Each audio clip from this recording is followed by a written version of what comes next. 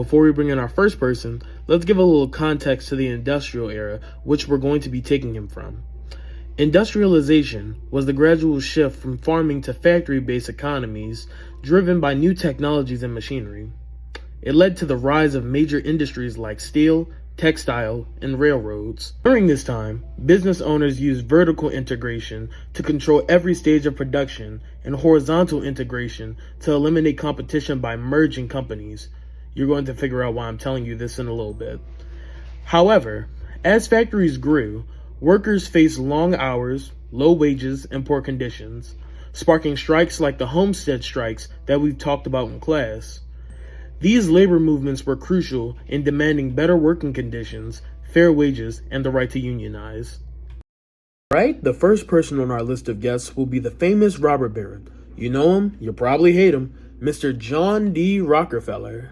Hello, Machen. Thank you for having me on your show.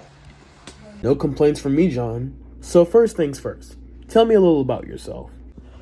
I would say that I have a decent reputation for being a reliable businessman, and as of now, I am one of the wealthiest men in the world, along with the homies J.P. Morgan and my boy Andy Carnegie. Cool. Do you believe that your upbringing may have affected the choices you made as an adult? Yes, I believe that my humble beginnings made me the man I am currently. Nice.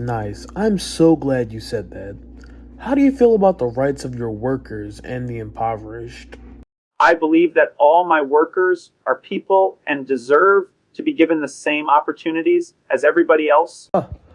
Funny you say that, because aren't you the same person who said, quote unquote, I don't want a nation of thinkers, I want a nation of workers.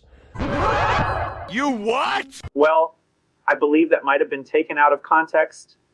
I've done so much to help the poor, like how I lowered the price of my Standard Oil. You did do that, but only to drive out competitors. And I know that because you increased the price of all oil once you gained control of the entire oil industry. Be honest with me. You wouldn't happen to be related to Kanye. I miss the old Kanye. That's honestly preposterous. You want to talk about preposterous. What's preposterous is the fact that despite being born from the literal slums, you turn your back on your community as soon as you got a little bit of money. Mention you foolishly generated a monopoly, hoarding wealth, and almost causing an economic crisis for years to come. Interview is over. Take him back to 1889. Well, I guess the apple really doesn't fall far from the tree. Apparently his dad made him get up on a ladder and told him to jump off and that he'd catch him, but he just let him fall. Right, now that that's settled, when we come back, we'll be talking to Miss Bertha Heyman, a female swindler from the Gilded Age.